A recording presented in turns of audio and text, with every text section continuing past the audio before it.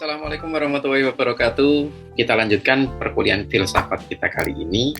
Dan hari ini kita akan membahas tentang cinta dan kehendak dari Erich Fromm. Ya, kita hari ini akan berbicara tentang cinta. Ngomong-ngomong soal cinta ini mengingatkan saya beberapa hari yang lalu masuk di kelas filsafat dan membicarakan tentang hal ini, tentang cinta, tentang konsepnya cinta, terutama cinta dan kehendak dari Erich Fromm. Kemarin kelasnya tidak seperti biasa, agak adem aja, agak anteng-anteng aja. Jadi tidak banyak yang berkomentar. Setelah dipaksa-paksa baru ada 3 orang yang berbicara, dan itu pun karena dipaksa dan agak ala kadarnya ya berbicara. Tapi it's okay karena saya lebih suka kelas yang aktif, dan keaktifan apapun itu yang kemudian memicu keaktifan yang lain itu akan jauh lebih membuat kelas hidupnya. Dan pada saat itu saya ngomong seperti ini kepada teman-teman mahasiswa. Saya bilang bahwa mungkin teman-teman sudah tidak terlalu tertarik lagi ngomong tentang cinta, padahal biasanya anak-anak muda itu sangat tertarik ngomong tentang cinta. Mungkin hari ini tidak terlalu tertarik dan lebih suka ngomong cinta dalam versinya Freud, yaitu tentang seks. Teman-teman mahasiswa pada tertawa. Dan itu membuat suasana sedikit lebih cair, sedikit lebih segar, dan meskipun mereka tidak ada banyak gagasan, ide atau pendapat yang harus mereka utarakan, tapi paling tidak mereka merasa enjoy di kelas itu. Dan memang ini nanti akan ada sedikit kaitannya, konsepnya cinta dan kehendak dari Erich Fromm ini ada persinggungannya dengan Freud, ya, dengan psikoanalisisnya Sigmund Freud. Seperti biasa, kita perlu berkenalan dengan Bapak Erich Fromm, atau lengkapnya Erich Seligman Fromm. Lahir 23 Maret 1900, pas Kalinia 1900, dan kemudian meninggal juga di bulan Maret tanggal 18 di tahun 1980. Nah, ini berarti umurnya 80 tahun meninggalnya. Dan jelang 80 sih sebenarnya, 79 lah, karena sedikit lagi dia ulang tahun ini, dari 18 ke 23 ya. Berarti 5 hari lagi lah dia ulang tahun. Nah, ini lahir di Frankfurt dan kemudian meninggal di Switzerland. Beliau ini alma mater perkuliahannya di Heidelberg University di era abad ke-20, dan areanya pastinya adalah filsafat barat, dan interest atau concern utamanya itu di humanistik atau humanisme, teori sosial, dan marxisme. Ya, beliau ini juga salah satu aktivis di masa Frankfurt. Nah, ini latar belakangnya. Sebenarnya Erich Fromm itu tinggal di sebuah lingkungan yang cukup muram. Ayahnya itu seseorang yang pencemas, dan ibunya ini orang yang energik sebenarnya, tapi dalam kondisi yang depresif. Dan kemudian pada usia 12 tahun, Erich Fromm itu menyaksikan wanita yang dia senangi, yang dia sukai, itu bunuh diri karena ayahnya meninggal. Jadi ini ada konsep yang kemudian terbawa ke teorinya Fromm. Si wanita ini tidak bisa lepas dari keterikatan orang tuanya, dan kemudian sebenarnya upaya dia untuk bunuh diri juga berusaha melepaskan dari keterikatan orang tuanya. Artinya tidak bisa melepaskan diri dari keterikatan itu hingga ingin mati seperti orang tuanya, karena orang tuanya sudah meninggal. Ayahnya ya, tidak bisa lepas dari ayahnya sudah meninggal, dia ingin bunuh diri, dan kemudian di saat yang sama itu adalah upaya dia untuk menghindari atau melepaskan diri dari keterikatan itu, justru yaitu dengan memilih mengakhiri hidupnya. Selain itu juga Erich Fromm ini hidup dalam kondisi Perang Dunia yang pertama ya. Ini yang membuat Erich Fromm kemudian punya pemikiran bahwa kenapa dunia ini tampak begitu sadis.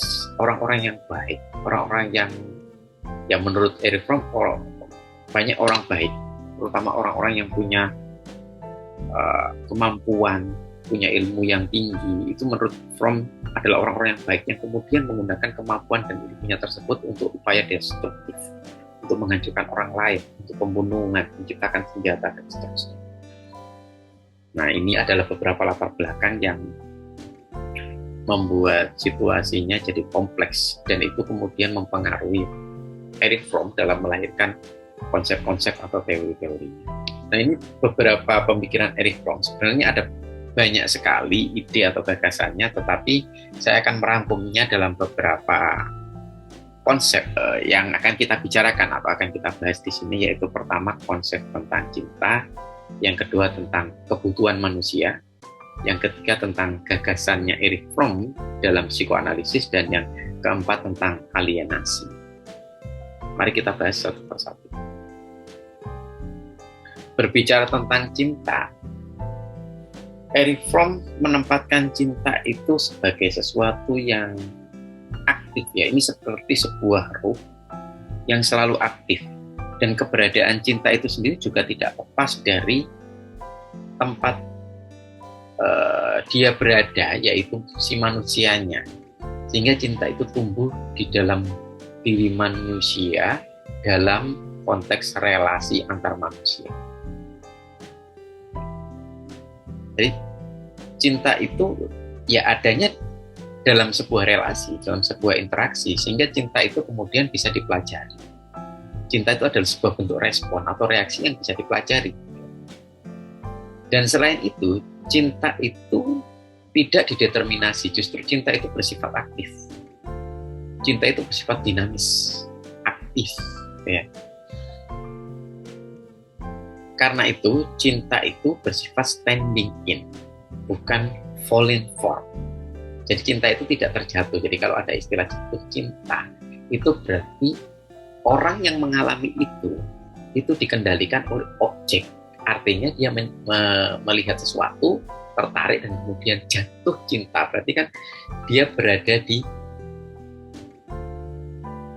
dalam situasi yang dikendalikan oleh objek, terjatuh, istilahnya orang yang terjatuh itu ya berada dalam sebuah cengkrama, berada dalam sebuah kekuasaan di luar dirinya, sehingga dia ya istilahnya menjadi budak objek tadi. Nah, sedangkan cinta itu sifatnya aktif, berkehendak, standing in. Nah, selain itu juga cinta itu memberi. Jadi cinta itu bukan memiliki, cinta itu to give, bukan to have. Ini konsepnya Erich Fromm tentang cinta. Lalu ada pertanyaan, bagaimana cara kita mengetahui bahwa seseorang itu benar-benar mencintai? Karena begini, cinta itu sendiri ketika terikat pada objek yang kita cintai, maka akan jatuh kepada to have kan. Kita akan berusaha untuk memiliki objek yang kita cintai gitu. Nah, itu berarti cinta itu bukan cinta yang sesungguhnya. Nah, bagaimana kita bisa mengetahui bahwa sebuah cinta atau perasaan cinta itu adalah cinta yang sesungguhnya? Maka ini biasanya akan diikuti dalam representasi perilaku atau bentuk-bentuk perilaku dengan 4 representasi perilaku. Yang pertama, care. Jadi orang yang mencintai, cinta yang sesungguhnya, itu dia akan peduli. Dia akan peduli kepada sesuatu yang dia cintai. Jadi yang dipilih adalah di sini istilahnya itu adalah peduli. Nah, peduli ini pastinya akan masuk dalam lingkup to give, memberi. Ya. Jadi peduli itu bukan menguasai, peduli itu bukan menjerat, tapi peduli itu memberi. Nah, selain peduli, respect. Jadi cinta itu menghargai. Ya, bukan minta penghargaan, tapi menghargai. Selain itu juga responsibility. Jadi cinta itu mengandung tanggung jawab. Jadi tanggung jawab di sini tidak sebagai konsekuensi pasif. Ketika tanggung jawab sebagai konsekuensi pasif, berarti kan harus ada sesuatu yang mendahului baru dia bertanggung jawab. Tidak, ini bukan sebuah konsekuensi pasif. Artinya tanggung jawab ini, ya dia hadir. Dia muncul dari diri orang yang mencintai ini untuk orang yang dicintai atau sesuatu yang dicintai. Tanggung jawab. Dan yang keempat adalah knowledge. Jadi pemahaman kita atas objek atau subjek atau seseorang yang kita cintai. Kita tahu dia seperti apa, kita tahu pribadinya seperti apa. Semakin kita tahu mendalami, ya itu adalah wujud atau representasi dari rasa cinta yang sesungguhnya. Yang kita semakin mengenal. Nah, konsep yang kedua ini tentang kebutuhan manusia. Manusia itu punya dua kebutuhan utama, yaitu kebutuhan fisiologis dan kebutuhan psikologis. Nah, kalau kebutuhan fisiologis ini seperti halnya makhluk-makhluk yang lain. Kalau dalam hal ini adalah binatang. Seperti binatang itu punya kebutuhan fisiologis sama kayak kita punya kebutuhan fisiologis. Tetapi yang membedakan kita dengan binatang adalah kebutuhan di atasnya, yaitu kebutuhan psikologis. Kebutuhan psikologis inilah yang membedakan kita dengan binatang, karena binatang tidak memiliki kebutuhan psikologis. Yang dia miliki adalah kebutuhan fisiologis saja. Maka dari itu kita akan tekankan pembahasan kita kali ini pada kebutuhan psikologis. Kalau kebutuhan fisiologis udah tidak usah kita banyak diskusikan, karena kebutuhan fisiologis ya kebutuhan untuk bertahan, memperoleh keamanan, memperoleh makanan, ya, memperoleh perlindungan yang sifatnya fisiologis. Ya, perlindungannya bukan perlindungan batin, suaka atau apapun, tidak, perlindungan physically. Jadi makan ya biar tetap hidup, ya, mempertahankan diri. Nah, makanya dari itu ini juga bisa disebut sebagai kebutuhan survival, kebutuhan untuk survive. Nah, kebutuhan untuk develop itu nanti di kebutuhan psikologis. Nah, ini yang akan kita bahas. Nah, kebutuhan psikologis ini dari menjelaskan ada 5 kebutuhan psikologis. Yang pertama ada kebutuhan relatedness, yaitu kebutuhan untuk berhubungan, terkait dengan orang lain. Relatedness. Ya. Kebutuhan relatedness ini ya kebutuhan untuk menjalin relasi, keterikatan dengan orang lain, saling melengkapi, itu relatedness. Kebutuhannya kedua adalah rootedness, kebutuhan untuk mengikatkan diri. Ya, ini memang seperti relatedness, tapi perbedaannya adalah kalau ngomong rootedness itu kita itu butuh akar, butuh fondasi, butuh sandaran. Kita mau sandar kemana, butuh fondasi ke siapa. Nah, ini seperti kita itu butuh kita masuk dalam bagian dari sebuah struktur. Ya, misalnya kayak silsilah, kayak keturunan itu. Kita ada di bagian mana sih? Rootedness. Jadi kita bisa dilacak nanti kita dari siapa seluruhnya. Nah, itu rootedness, kebutuhan untuk mempunyai fondasi, keterikatan asal-usul. Rootedness. Kebutuhan yang ketiga adalah transcendence. Transcendence, kebutuhan untuk memiliki kompetensi dan keunggulan tertentu, kemampuan, transcendence. Kebutuhan yang keempat adalah kebutuhan sense of identity, yaitu kebutuhan untuk bisa sadar, tahu, mengenali dirinya atau diri kita. Yang terakhir adalah frame of orientation, yaitu kebutuhan untuk tahu visinya mau kemana, kita mau ngapain, kita mau jadi apa, cita-cita kita apa. Frame of orientation. Itu 5 kebutuhan psikologis manusia menurut Erich Fromm. Nah, kebutuhan-kebutuhan ini melahirkan sesuatu yang sifatnya negatif dan juga bisa melahirkan sesuatu yang sifatnya positif. Misalnya relatedness atau keterhubungan. Nah, ini kalau sesuatu yang negatifnya yang lahir dari situ bisa terjebak pada kepasrahan atau submisif, ya. Jadi kita menempatkan diri kita sangat inferior bergantung kepada orang lain, menyandarkan pada orang lain, merasa tidak berkuasa dan kemudian pasrah kepada orang lain. Atau sebaliknya, kita menjadi dominan, berkuasa atas orang lain. Itu negatifnya. Nah, yang positifnya, relatedness itu menciptakan, memicu, menimbulkan rasa cinta. Karena ngomong soal keterhubungan, ya keterkaitan, rasa cinta. Nah, untuk kebutuhan transcendence atau keunggulan, ini juga seperti itu. Ada negatif dan positifnya. Yang negatif adalah kebutuhan transcendence itu bisa melahirkan perilaku-perilaku destruktif. Karena di situ ada keahlian keunggulan yang bisa memungkinkan kita untuk mengungguli orang lain.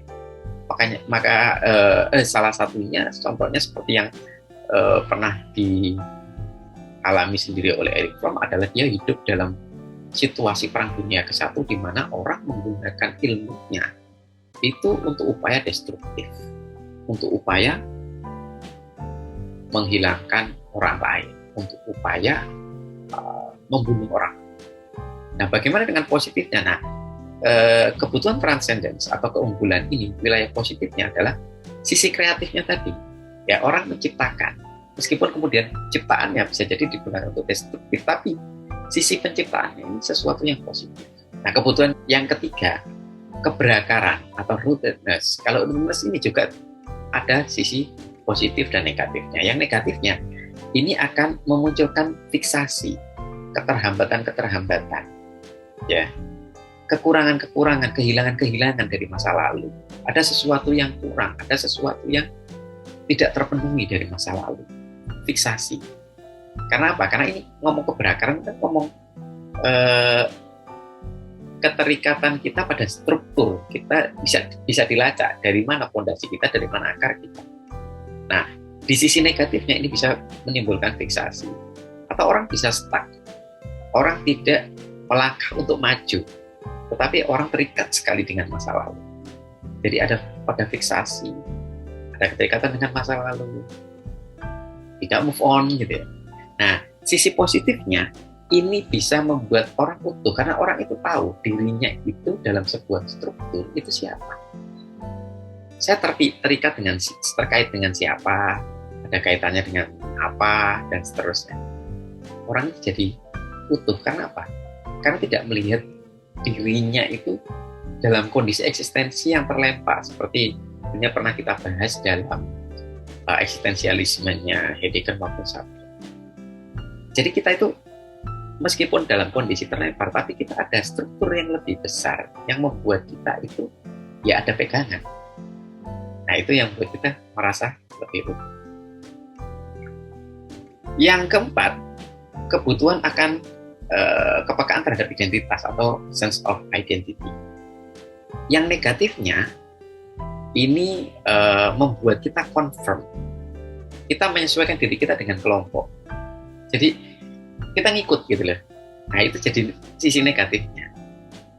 Ya, kita kan berusaha mencari identitas kita seperti halnya isu-isu krisis identitas atau identity confusion pada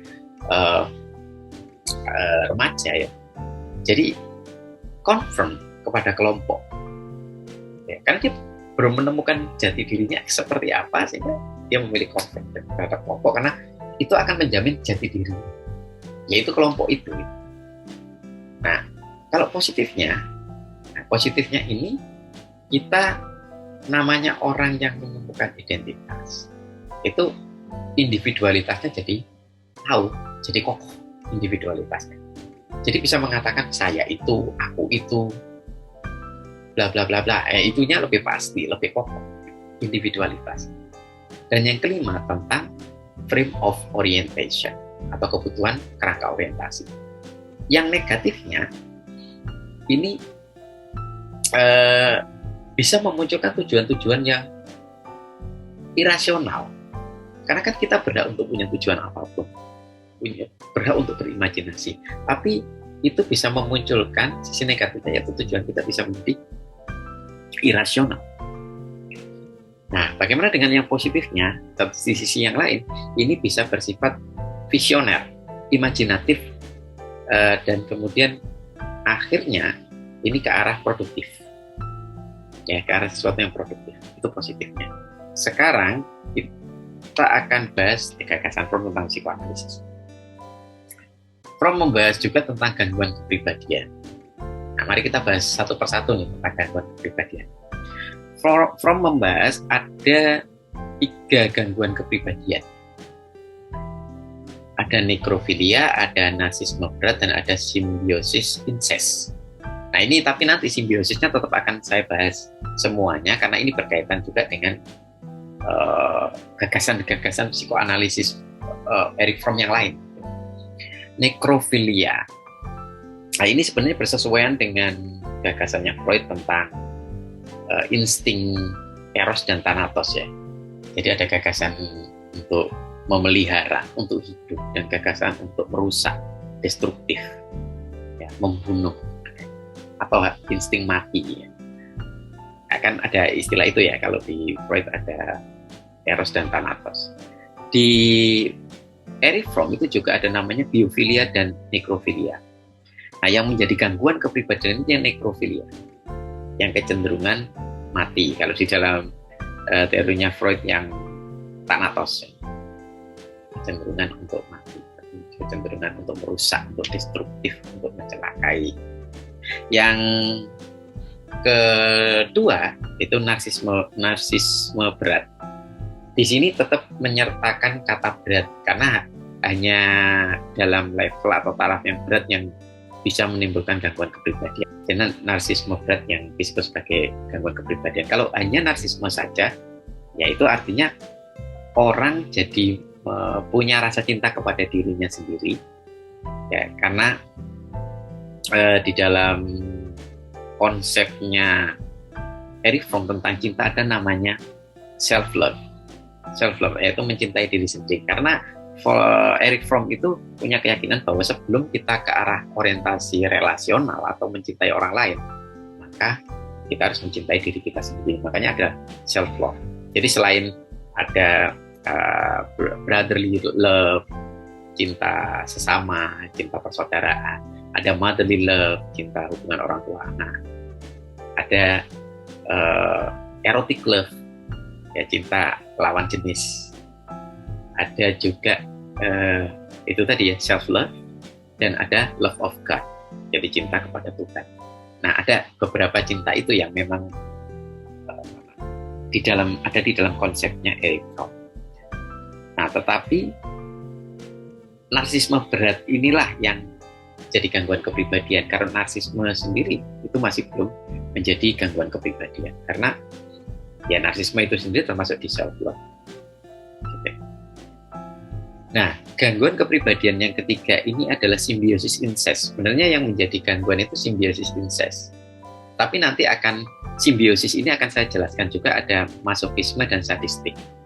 Ya. Kalau simbiosis incest itu adalah keterikatan kita pada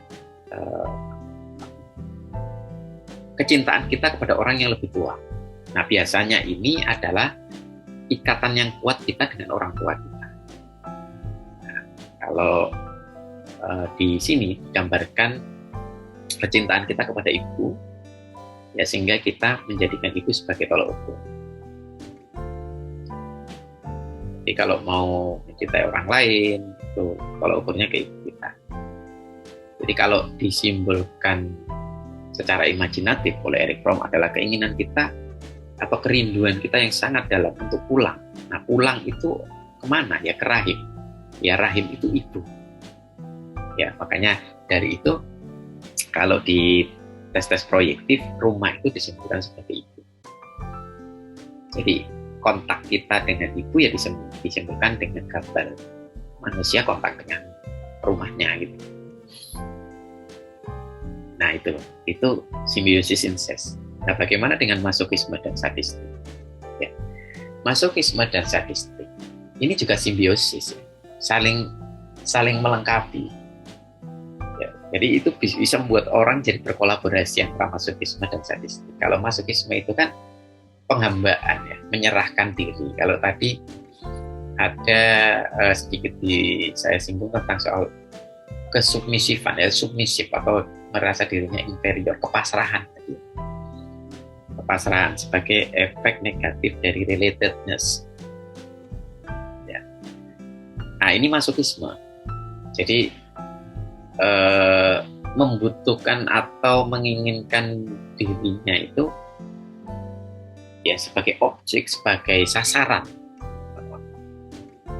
atau orang yang bisa menyerahkan dirinya itu pada kesakitan, masokisme. Nah, bagaimana dengan sadistik? Sadistik lawannya.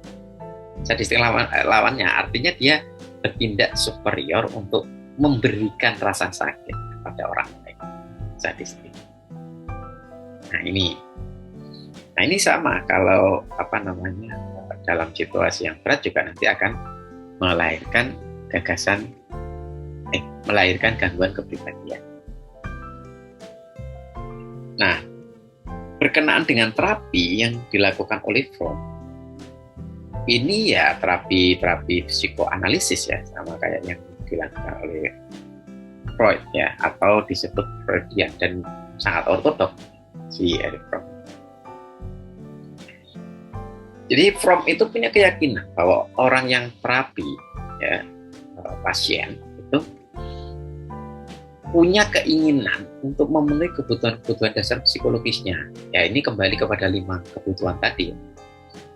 Ya, pasti ada kebutuhan dari 5 kebutuhan itu yang belum terpenuhi dengan baik. Sehingga sebenarnya dia datang ke terapis itu minta untuk dibantu memenuhi kebutuhan yang kurang tersebut. Ya bisa jadi salah 1, 2, atau bahkan kelima-limanya. Kita di kebutuhan relatedness, rootedness, terus transcendence, sense of identity, dan frame of orientation. Nah, si Erich Fromm juga melakukan analisis mimpi. Nah, ini seperti yang halnya dilakukan oleh Freud. Ya. Jadi si pasien itu menceritakan mimpi-mimpinya. Nah, dalam melakukan terapi, Fromm punya keyakinan bahwa yang terpenting itu adalah relatedness. Jadi keterikatan, hubungan, keterbukaan antara terapis dan pasien. Jadi tidak perlulah kita bersikap terlalu ilmiah gitu menurut Fromm.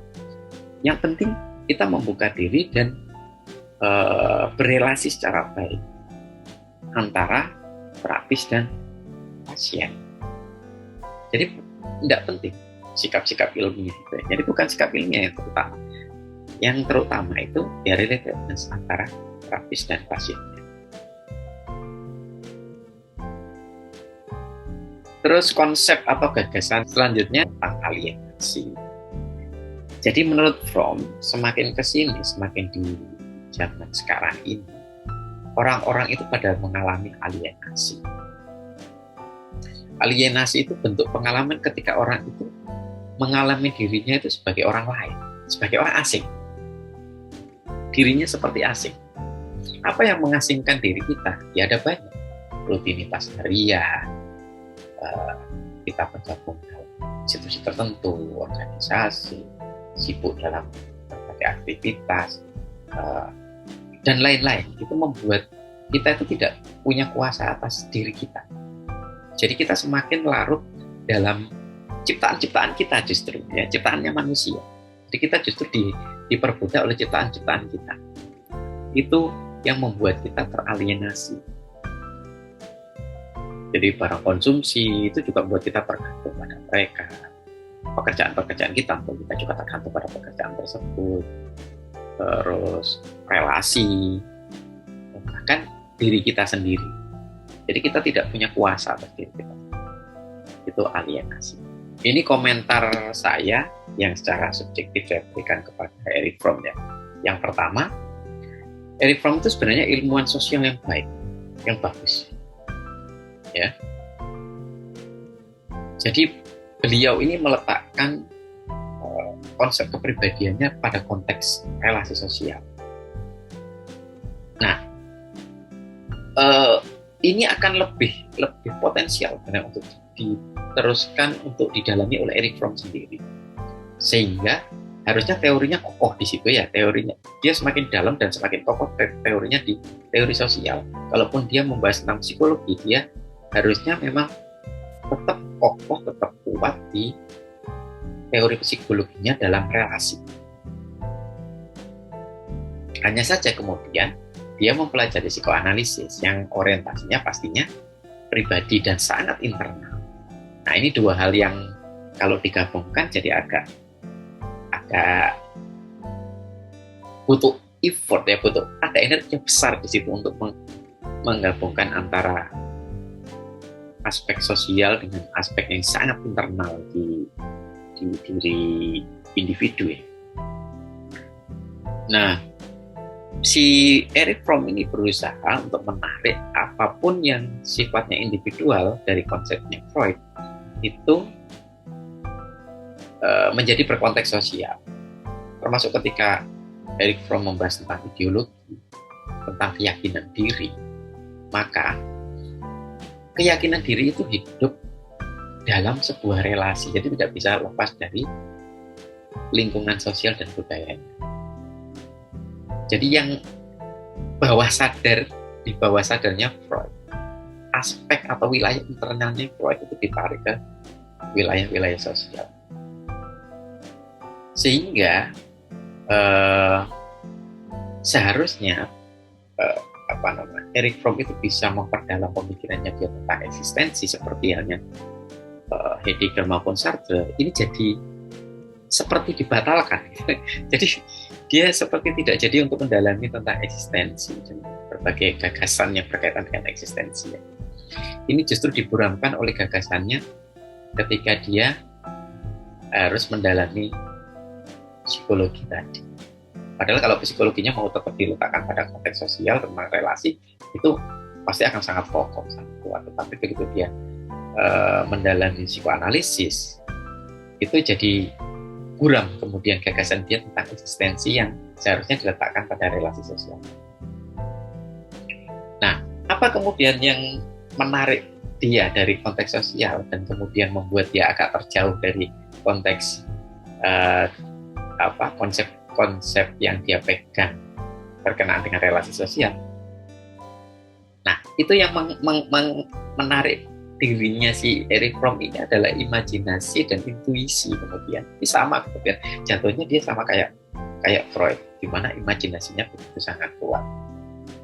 Nah, tetapi kalau Freud itu ngomongin tentang konsep-konsepnya itu rasionalisasinya begitu kuat. Ngomongin tentang struktur kepribadian, ngomongin tentang defense mechanism, dia punya rasionalisasi yang sangat kuat. Nah, si Erich Fromm ini justru kalau menurut saya ya, ini pendapat subjektif saya, justru sangat tanggung. Jadi dia itu seperti ilmuwan sosial yang kemudian itu lebih ditarik oleh kesenangannya dia untuk mempelajari psikoanalisis. Jadi dia senang psikoanalisis. Tetapi dasar keilmuannya yang kokoh pada dirinya dia adalah ilmu sosial. Nah, itu yang membuat dia kemudian jadi tanggung. Bahkan ada kritik yang menyebutkan bahwa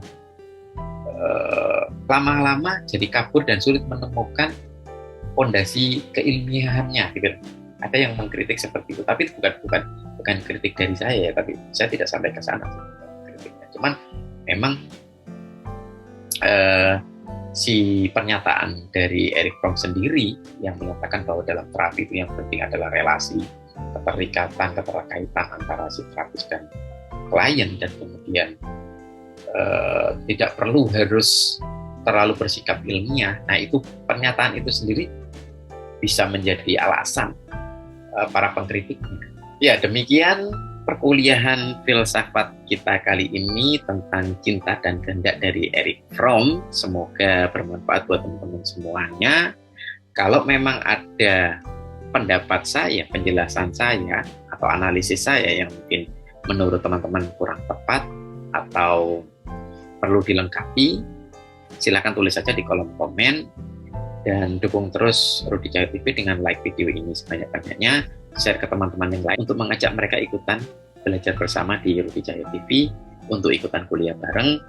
Dan kalau tidak mau ketinggalan kuliahnya, kalau kita sedang update perkuliahan, maka nanti teman-teman akan mendapatkan notifikasi, maka hidupkan tombol lonceng. Oke, demikian perkuliahan kita kali ini, semoga bermanfaat. Sampai ketemu lagi dalam perkuliahan di Rudi Cahyo TV yang akan datang. Baik, Assalamualaikum warahmatullahi wabarakatuh.